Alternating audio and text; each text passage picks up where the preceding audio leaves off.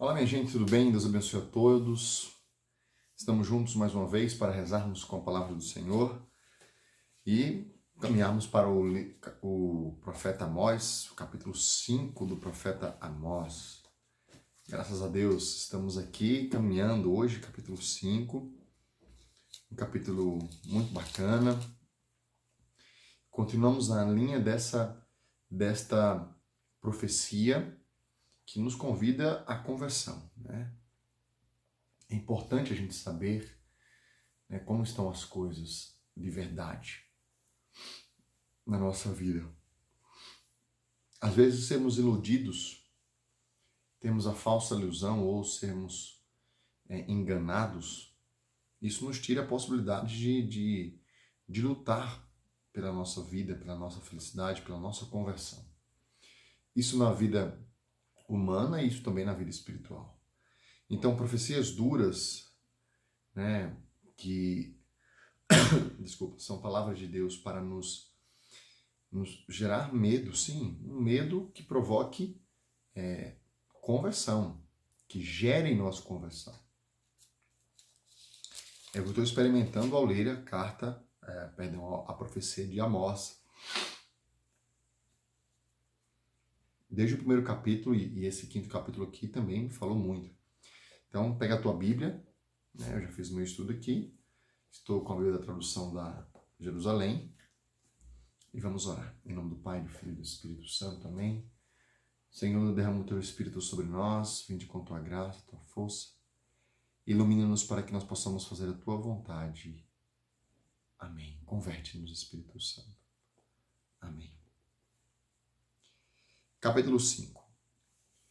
Ouvi esta palavra que eu proferi sobre vós, como lamentação, casa de Israel. Caiu e não se levantará mais, a virgem de Israel. Ela foi atirada ao chão, não há quem a levante. Porque assim falou o Senhor Yahvé, a cidade que sai com 1000 ficará com 100, e a que sai com 100 ficará com 10, para a casa de Israel. Vamos entender aqui, olha que profecia. Primeiro que o profeta, ele não faz isso com alegria, ele faz com lamentação, com dor no coração, mas ele precisa anunciar, ele precisa profetizar. E ele vai dizer, caiu e não se levantará mais a virgem de Israel. Olha que coisa interessante.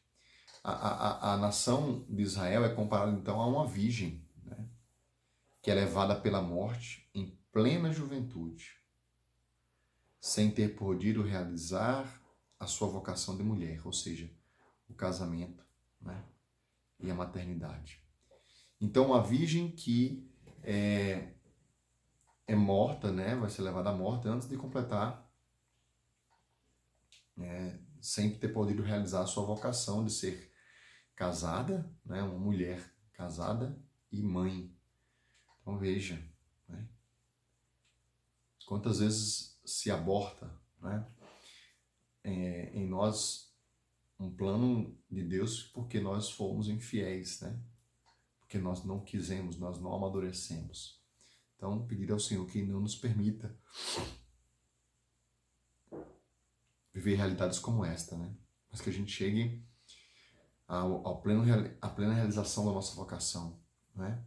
Pessoal e espiritual. E ele continua. Porque assim falou o Senhor Yahvé, a cidade que sai com 1000 ficará com 100, e a que sai com 100 ficará com 10 para a casa de Israel. Veja, o desastre será grande, né? Se sobrar um resto, indica muito antes uma extensão da catástrofe do que propriamente a esperança da salvação. Então, muito mais do que um resto que espera a salvação, é para mostrar o tamanho da catástrofe, né, que vai acontecer. Agora, olha que coisa maravilhosa. O título desse trechinho do versículo 4 a 7 é Sem conversão não há salvação. Você pode repetir isso? Sem conversão não há salvação. Versículo 4. Porque assim falou Yahvé à casa de Israel. Procurai-me e vivereis. Né? Mas não procureis Betel. Betel quer dizer casa de Deus. Não entreis em Gilgal e não passeis por Besabeia. Pois Gilgal será deportada e Betel se tornará uma iniquidade. Uau!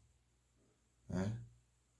Então, é uma aliteração entre o nome Gilgal e a definição do destino que é a espera.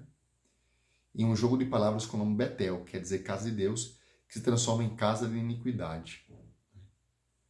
Então, a pessoa que tem, ao invés de ser uma casa de Deus, se transforma num lugar do pecado. Nós somos templo de Deus. A Betel somos nós, deveríamos ser nós, devemos ser nós. Né? A casa de Deus, mas muitas vezes ela é uma casa de iniquidade. Versículo 5 vai dizer: pois Gilgal será deportada e Betel se tornará uma iniquidade. Mas olha que interessante. Procurai Yahvé e vivereis, versículo 6, novamente repetindo, para que ele não penetre como fogo na casa de José e a devore, sem que haja alguém em Betel para apagá-lo. Eis que transformam o direito em veneno e lançam por terra a justiça. Então veja, o que Deus está nos pedindo? O que o profeta diz? Olha, meus irmãos, filhos, né? Povo de Deus, Brasil, mundo, procurai o Senhor e vocês viverão. Procurai o Senhor e vocês viverão. Então, frequentar os santuários pode também ser chamado de procurar a Deus. Né? Mas o profeta Amós, ele proclama que a única procura autêntica de Deus é a que procura o bem e evita o mal. Então, o que é procurar a Deus autenticamente, de acordo com o profeta Amós? É procurar o bem e evitar o mal. Né? Essa procura conduz à vida. Né?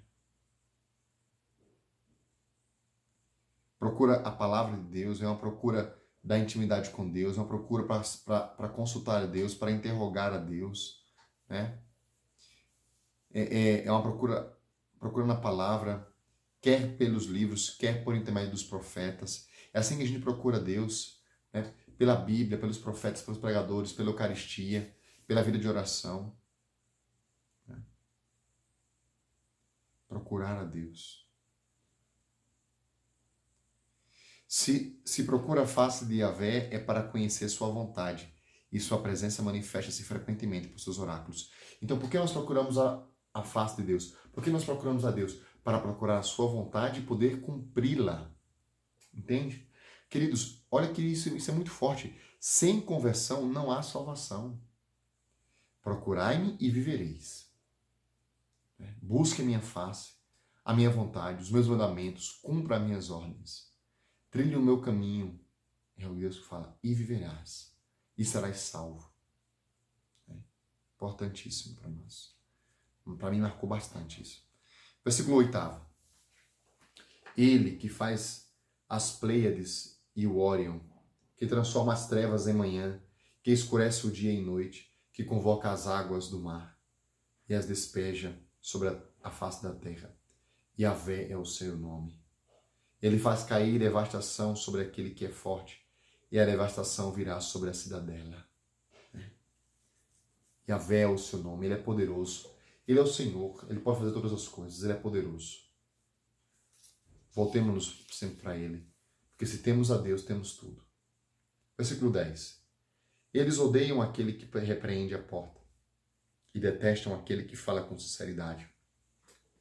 O mundo, os pecadores, detestam aquele que fala com sinceridade.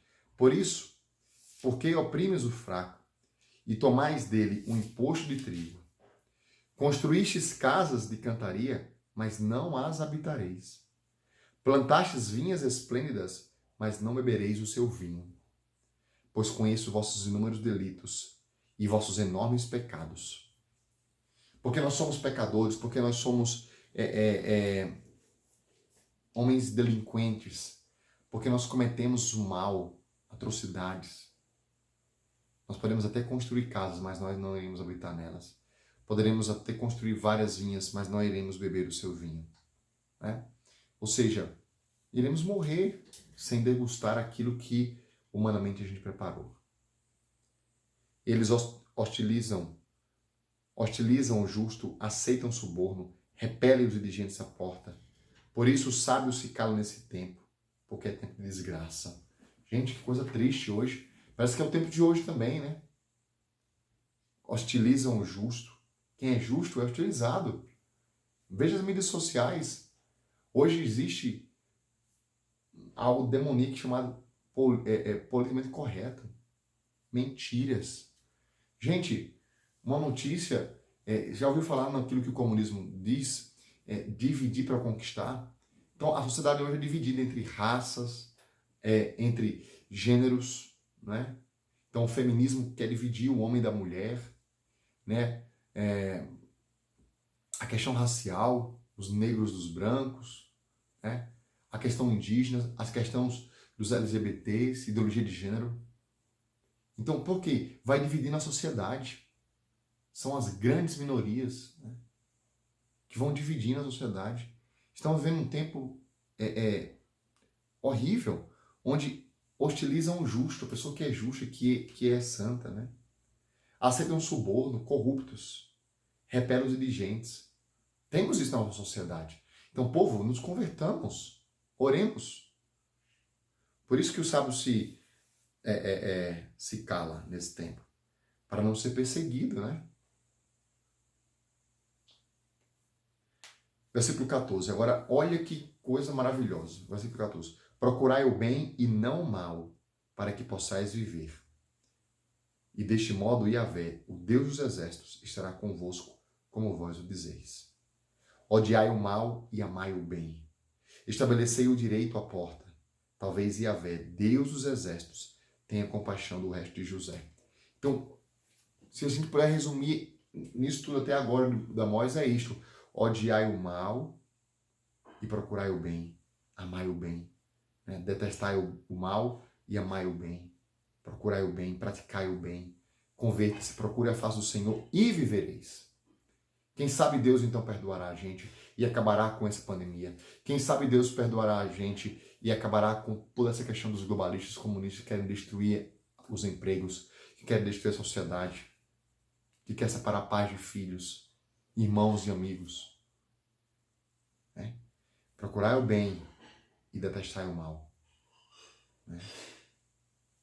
Versículo 16. Por isso assim disse Yahvé, Deus dos exércitos, o Senhor.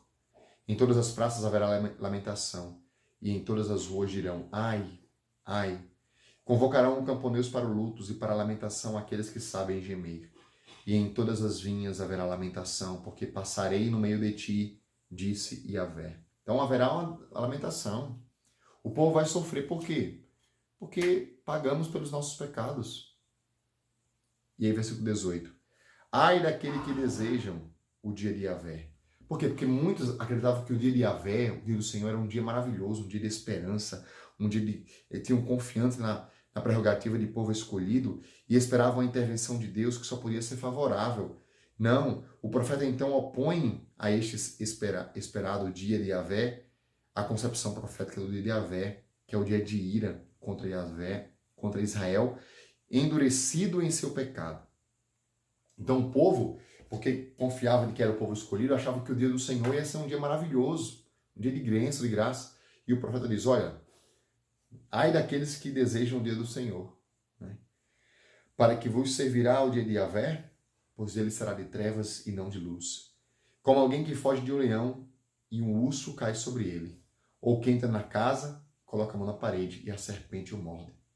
Não é o dia de Yahvé trevas e não luz? Sim, ele é escuridão sem claridade. Ou seja, dentro dos nossos pecados, da nossa iniquidade, olha o que o mundo tem feito, aprovação de aborto, assédio contra a família, morte por coisas banais. Hoje a gente pode ser preso, passar mais tempo na cadeia por matar um animal, maltratar um animal, do que por matar um ser humano. Um ovo de tartaruga, ele é mantido, é um grande crime roubar, quebrar um ovo de tartaruga, mas o aborto ele é aprovado. Né? A vaquejada é um crime, mas o aborto é aprovado. Então, olhem que ponto chegamos. Olhem que ponto chegamos. Então, o dia do Senhor será de trevas e não de luz. Amanhã a gente conclui o finalzinho do capítulo 5. Você pode concluir a leitura. E a gente vai partir para o capítulo 6. Deus abençoe vocês e até amanhã.